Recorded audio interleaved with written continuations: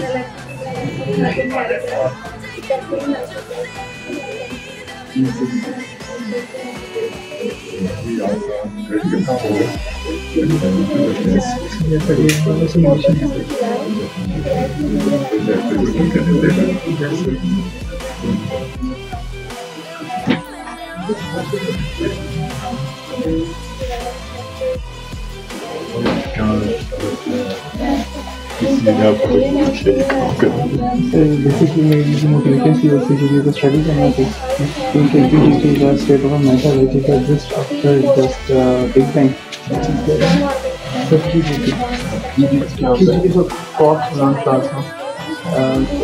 State of matter के हमारे पास big bang के चंद माइक्रोसेकंड के बाद हमारे पास तक है। तो बेसिकली मेरी जो मोटिवेशन है फर्स्ट प्लाज्मा को स्टडी करना थी, तो इसके लिए मैंने जेट्स का इंतजाम किया क्योंकि जेट्स एक ऐसा स्ट्रॉन्ग इंडिकेट है, ऐसा स्ट्रॉन्ग कैंडिडेट है जो कि हमें पीजीटी के बारे में पीजीटी केमिस्ट्री के पेंडिंग नॉलेज के बारे में हमें एविडेंस देता है। तो इससे मैंने एक्सपेरिमेंटल डाटा या एक्सपेरिमेंटल डाटा लेने के बाद जो मेरे पास प्रैक्टिकल था वो मैंने पीजीएस सिमुलेशन किया, उसको एक अलग लोकेशन के साथ जिसमें मैंने स्लो गैस, स्पार्क गैस और केमिस्ट को यूज़ किया, जिसके अंदर मैंने प्रोटॉन हेड्रॉन गैस को स्टडी किया और गैस के अंदर की जो इंफॉर्मेशन थी उसको स्टडी करते हुए पीजीटी को अंडरस्टैंड करने की कोशिश की। तो इसमें मैंने डिफरेंट पैरामीटर्स लिए, मेरे पास इसका मैंने पीछे को सोल्यूशन किया, जेट को रिकन्स्ट्रक्ट किया क्योंकि जो जेट्स होते हैं हमारे पास जब दो पार्टिकल्स आपस में दो एनर्जी के साथ टकराते हैं तो वो बहुत फास्टली टकराते हैं जिसको हम डायरेक्टली ऑब्जर्व नहीं कर सकते, जिसकी वजह से हमें उसको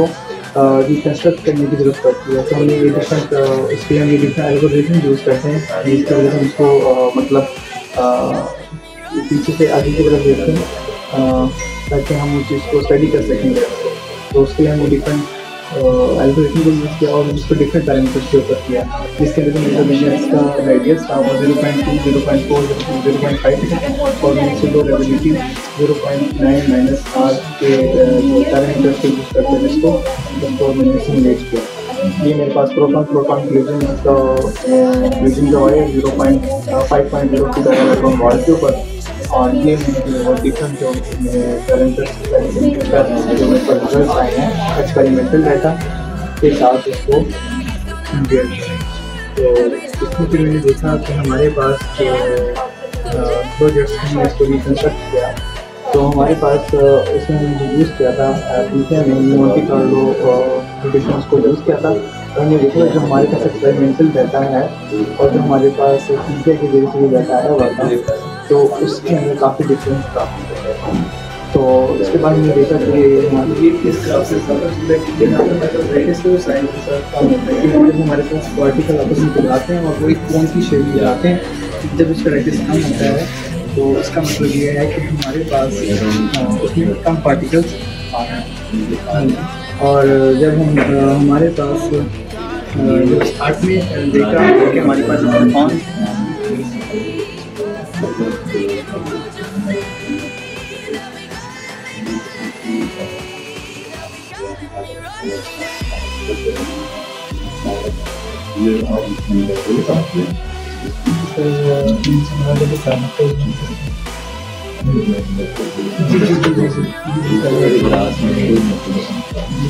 इसके अलावा सर मैंने टैबलेट को भी यूज किया तो उसमें मेरे पास शामिल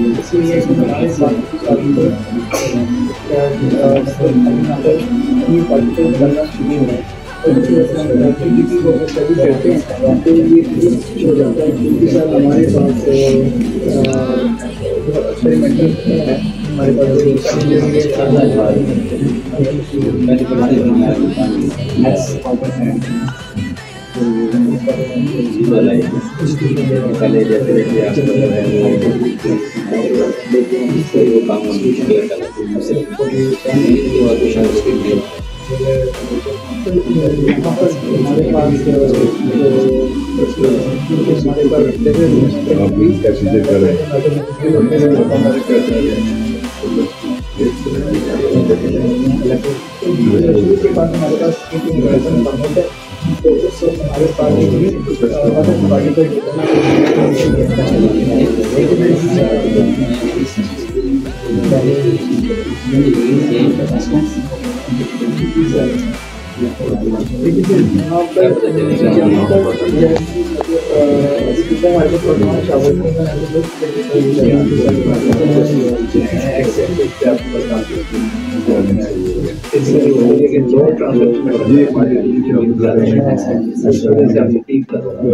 जैसे जैसे आगे बढ़ना चाहते हैं तो वो नंबर जो आने एक्सेस के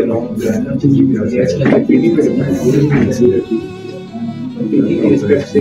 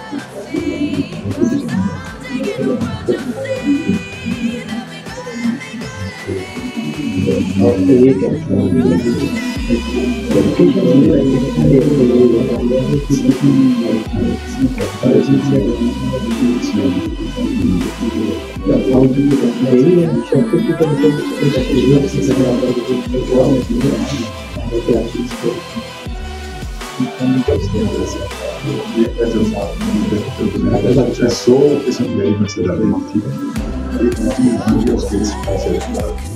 Nur was ist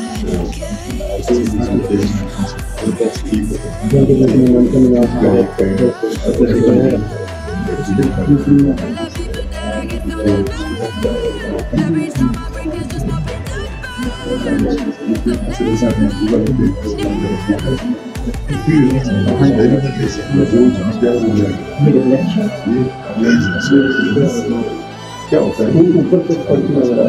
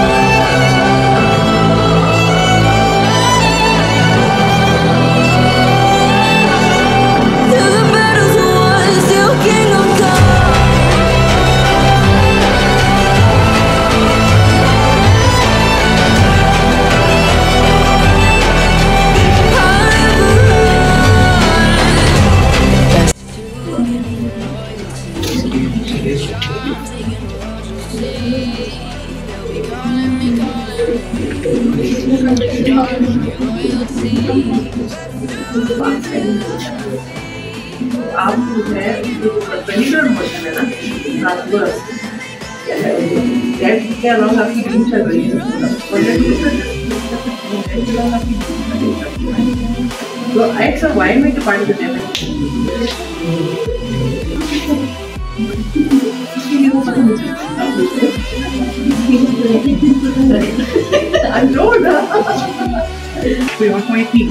इस पॉइंट पे नहीं शुरू से ही हो गए जेट के तो नोट कहीं से कौन तो स्टार्ट होगी ना जी जी जी वही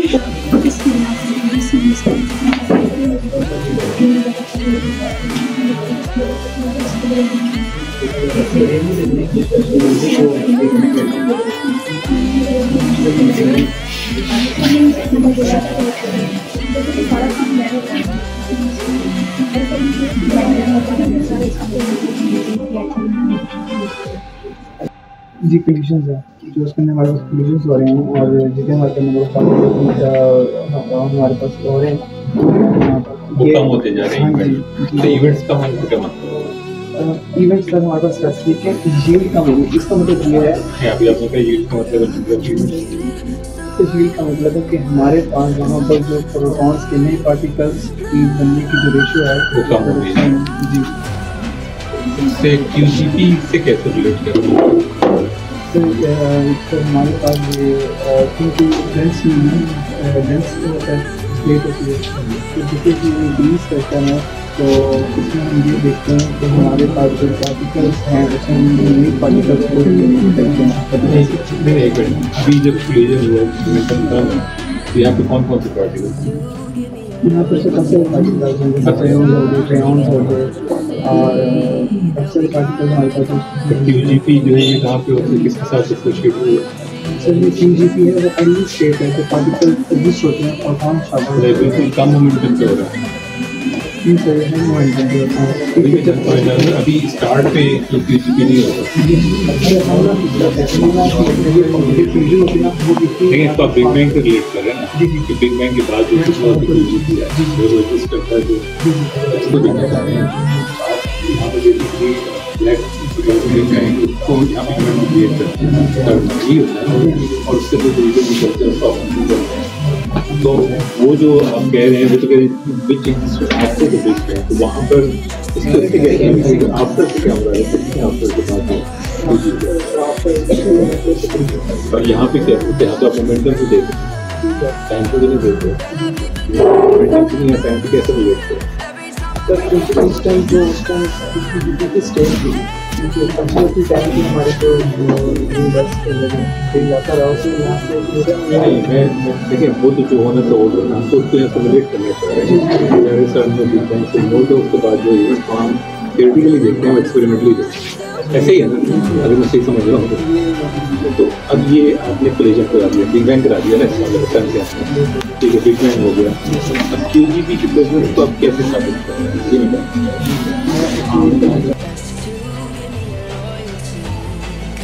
I'm taking the road you see. They'll be calling me, they'll be calling me royalty. Best to give me loyalty, 'cause I'm taking the road you see. They'll be calling me, they'll be calling me royalty.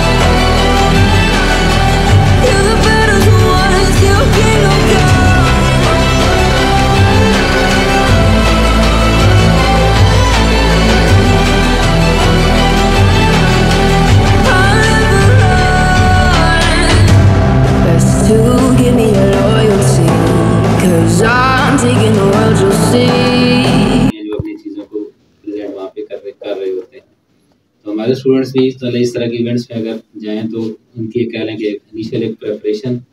या इस हवाले से, ताकि एक practice जो है उनकी हो जाए और वो एक तरह से उनका जो थीसिस डिफेंस है उसकी तरफ भी ये चीज़ है वो कंट्रीब्यूट करती है। अब इस में कुछ लोगों को प्राइज़ या सर्टिफिकेट्स मिलेंगे, वो डिपेंड करता है, जो बेसिक क्राइटेरिया होता है कि कौन सा काम है, उसका एम क्या था, थीम क्या है, उसके आउटकम्स क्या हैं उसमें से। तो जिनको मिलेंगे वो भी मतलब डिज़र्व कर रहे होंगे, लेकिन जो दूसरे जिनको नहीं मिले, ये नहीं कि उनके काम में कोई ऐसा खराबी, चूँकि बड़ा टफ कंपटीशन था, बड़े शॉर्ट मार्जिन के साथ जो है ना वो एक और दूसरे कैंडिडेट्स जो है वो मार्क्स की वजह से आगे पीछे हुए, लेकिन उससे जो जिनको सर्टिफिकेट्स नहीं मिलते वो डिस्करेज ना हो, जिनको मतलब पोजीशन नहीं मिलती, लेकिन उनका काम फिर भी जो है वो अप्रिशिएट जो किया जाएगा और पार्टिसिपेशन जो है उनकी ज़रूर उसको जो एक्नॉलेज करेंगे उसमें। तो I think now we should proceed for the जो हैं प्राइज विनर्स। तो आप आगे प्रोसीड। खुशी की बात है माशाल्लाह आप लोग यहाँ पर ये एक्टिविटी करवा रहे हैं सर, क्योंकि बहुत अरसे से डॉक्टर महराज को तो पता ही है, साथ भी हमारे साथ रहे हैं कि ये चीज़ हमेशा हम कहते थे कि हमारे MS के प्रोजेक्ट्स हैं उनको इस लेवल पे आना चाहिए कि ये फिर आगे के लिए इनके रास्ते ओपन हो सके। तो मुझे खुशी है कि देख के कि आप लोगों को पता है चीज़ों का। मैं जिससे भी सवाल पूछा था 100% या हर चीज़ तो नहीं पता होती, हमें भी नहीं पता होती, लेकिन जितना मैं पूछा उससे एक चीज़ का मुझे खुशी हुई कि आप लोग जानते थे कि आप कर क्या रहे हैं, तो ये सबसे अहम चीज़ होती है। बस एक चीज़ मैं थोड़ा सा तो कहूँगा, थोड़ा सा ना अपनी प्रेजेंटेशन स्किल्स को बेहतर बनाइए, क्योंकि अभी तो चले आपका अभी इधर तो होना है ना वो जो, हाँ, तो उसके लिए ना अभी से थोड़ा इसका एक सिंपल तरीका होता है जो हमने फॉलो किया कि आप मिरर के सामने खड़े होकर बोलने की आदत डालिए, आपको पता चल जाएगा आप कहाँ गलती कर रहे हैं कहाँ नहीं कर रहे। मेरी आप सबसे होगी कि वैसे प्रेजेंटेशन अच्छी है, लेकिन अगर आप चीज़ों को प्रेजेंट ना कर पाए ना वोकली बोल के, तो उसका फिर वेटेज बड़ी कम हो जाती है। आप सबको मैं कहूँगा कि अपने अपने तौर पर खुद देखिए, अपनी शॉर्टकमिंग्स को देखिए। एक चीज़ और ध्यान में रखिएगा कि जब भी हम किसी रिसर्च प्रोजेक्ट की बात करते हैं तो रिसर्च प्रोजेक्ट में सबसे पहले आपको एक आइडिया कंसीव करना होता है, और आइडिया कंसीव करने के बाद उसको पूरी तरह समझना चाहिए कि हम करना क्या चाह रहे हैं या इसका मकसद क्या है। जब तक आप उसको समझेंगे नहीं ना, क्योंकि मैथमेटिक्स दिखा के या इस तरह की चीज़ें दिखा के या ग्राफ दिखा के हम कहें जी ये इस तरह बिहेव हो रहा है, इस तरह हो रहा है, इससे मसला हल नहीं होता। जब हम खुद समझेंगे तब हम उस मैथमेटिक्स की असल एसेंस को भी समझ पाएंगे, फिर आपको मज़ा आएगा। फिर आप कहेंगे अच्छा ये चीज़ हो रही है, ग्राफ यूँ जा रहा है, इसके पीछे फिजिक्स ही है। तो कोशिश कीजिएगा कि जब आपकी फाइनल प्रेजेंटेशन हो तो उससे पहले अपनी फिजिक्स को इम्प्रूव कीजिए। फिजिक्स मुराद मेरी ये है कि आप जिस आइडिया पे काम कर रहे हैं किसी लेमैन को आप समझा सकें, ठीक है ना। टेक्निकल ज़बान टेक्निकल लोगों को पता होती है, लेकिन लेमैन एक बैठा होता है ऑडियंस में, सारे लोग फील्ड के नहीं होते। तो हमेशा कोशिश करें कि अपनी प्रेजेंटेशन को इस अंदाज में लेके चलें कि वो आम आदमी भी समझ जाए कि आपने किया क्या है, ठीक है। लेकिन आई एम रियली हैप्पी कि बहुत अच्छा मतलब काम नज़र आ रहा है, और सारा ये वो काम है जो फ्रंटियर्स पे है। कुछ मेरी फील्ड का काम था तो मैं जानता हूँ बिल्कुल फ्रंटियर्स पे, बाकी भी मुझे यकीन है कि फ्रंटियर्स पे सारे काम हो रहे हैं। हाँ बिल्कुल, ये बहुत अच्छी पॉजिटिव चीज़ है। थैंक यू, आप सबका शुक्रिया, और यकीनन इंशाल्लाह आगे भी आप लोगों के लिए हमारी दुआ है कि इसी तरह कामयाबी हासिल करें आप लोग, और कोशिश करें कि अच्छी यूनिवर्सिटीज़ में कहीं अगर मुल्क से बाहर जाना है तो पूरी कोशिश करें कि यूएस से या यूरोप की यूनिवर्सिटीज़ को टारगेट कीजिए। मुश्किल ज़रूर होता है, नामुमकिन नहीं। हमारे बहुत से स्टूडेंट जो हैं सब बहुत हाई नॉचेस यूनिवर्सिटीज़ में पहुँचे हुए हैं। इवन मेरी अपनी स्टूडेंट है जिसने BSP प्रोजेक्ट किया था, MSP किया था, वो नोबेल लॉरेट हारोश के ग्रुप में उसने काम कर रही है। तो ये इसी जगह से लोग निकल के पहुँचे, तो आप में भी वो सारा टैलेंट मौजूद है। सिर्फ मैंने आपसे कहा कि थोड़ा सा अपने आप को ग्रूम कीजिए। ग्रूमिंग का मुझे थोड़ा फुकदान नज़र आ रहा है। अपनी उर्दू हमारी कौमी ज़बान है, मदर टंग भी होगी बहुत की, लेकिन अनफॉर्चुनेटली जो भी है इंग्लिश को इम्प्रूव कीजिए अपनी, ठीक है। अपनी इंग्लिश की वोकैबुलरी को बढ़ाइए, अपनी प्रेजेंटेशन स्किल्स को कोशिश कीजिए अंग्रेज़ी में, और फ्लुएंट अंग्रेज़ी में बोलें। दुनिया में यही चल रहा है अनफॉर्चुनेटली जो भी है, ठीक है। तो ये मेरी आप सबसे दरख्वास्त है। इंशाल्लाह मुझे उम्मीद है कि आप लोग अच्छा परफॉर्म करेंगे। Thank you so much.